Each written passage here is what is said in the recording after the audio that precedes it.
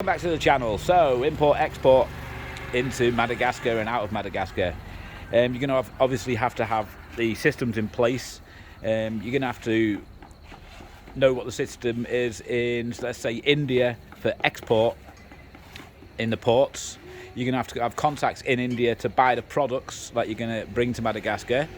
Then you're going to need to have import contacts and all the import stuff set up in Madagascar, and then you're going to have contacts that you can sell the goods that you brought in Madagascar. So there's 4 sort of stages to this for import and also export as well. I don't know much about import and export. I've never done it. However, I do know the products that you can import and export. Basically from China, anything from a tape measure to a plastic bowl, buckets, clothes, cheap clothing, like football kits and stuff like that. Many things like that you can import and export. You've got rice is a good thing to export from Madagascar. Also car parts from India. Most of the car parts come from India into this country. Anything like building materials like the roofing that you see on this roof here in the middle of the screen all comes from India. Plastic gutters and pipes and stuff like that for your mason, for your house, all comes from India. Nails, all that sort of stuff. You can export wood, but you need some serious contacts to export wood. The Chinese are getting caught every year trying to export endangered redwood to China. Containers obviously get through and some of them get caught. So be careful with wood and stuff like that. Vehicles, that's one of the main things you can make money from, is importing vehicles. Through Belgium is the best port to use. You can use other ports such as Dubai, and send the left-hand drive cars over here. I've spoken in the last video about what cars and what vehicles to buy, but mainly Toyota, things like that. 4-wheel drives that you can import. You normally get about 3 in a 40-foot container. Lorries can be imported. Tyres are a good thing to import, a tyre business. Even second-hand clothing, you can import second-hand clothing, sell that, profit in that. Tools, oil for cooking oil, even cement. There's many people, Indians mainly, who import this cement from India, from Pakistan, bring it here and sell it on. Some of them could use like a full ship and just fill the whole ship with cement. You're looking at like over $250,000 to do something like that.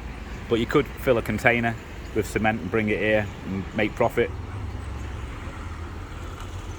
Also, you can import dogs if you want. Like, you can import breeds of dogs for breeding and selling puppies and stuff like that. Obviously there'll be quarantine involved in that. Rice, the Malagasy, they eat Indian rice, most of them. Indian, Pakistani rice, and the Malagasy rice, it's good quality rice. It's good for export all over the world. So you can export in Malagasy rice, import Indian rice.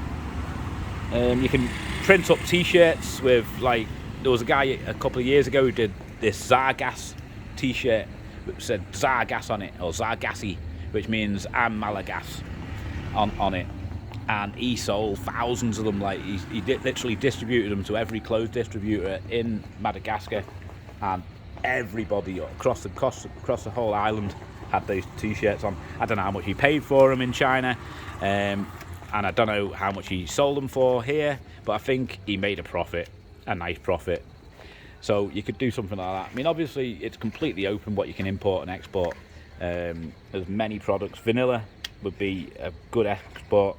Chocolate, spices, sapphires, rice, they'd be the main things to export, I would say.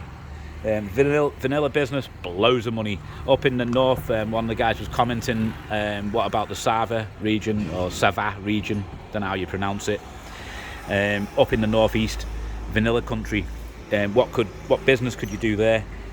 It's wide open there because the Malagasy are making money from vanilla. So if they're making money, they're happy to spend money.